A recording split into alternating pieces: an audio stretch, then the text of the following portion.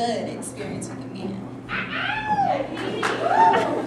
This is how I came to love my vagina. It's embarrassing because it's not politically correct. I mean, I know it should have happened in a bath with salt grains from the Dead Sea, and you plank me loving my woman's self.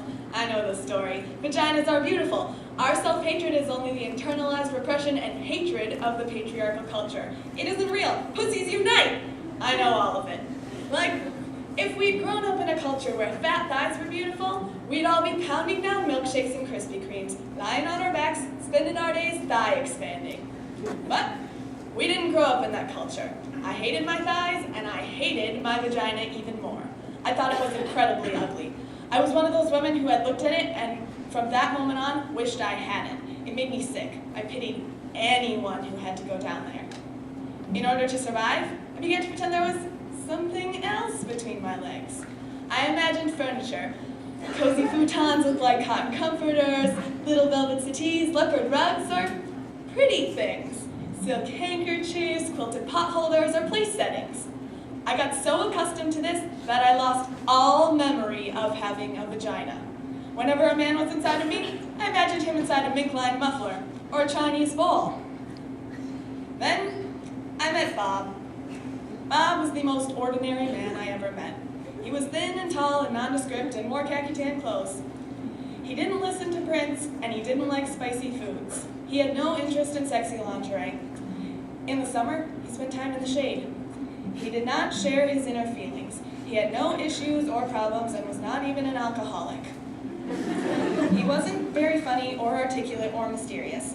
He wasn't mean or unavailable. He wasn't self-involved or charismatic. He didn't drive fast. I didn't particularly like Bob.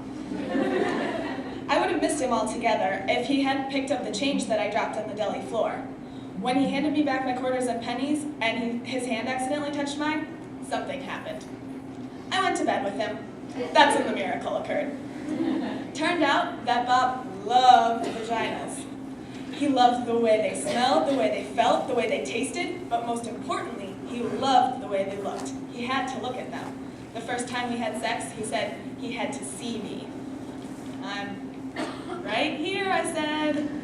No, you, he said. I have to see you.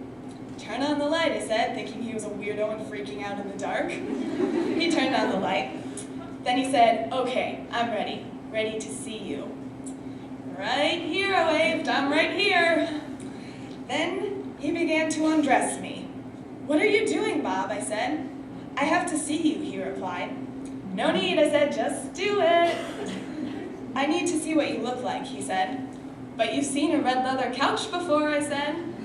He continued. He would not stop. I wanted to throw up and die.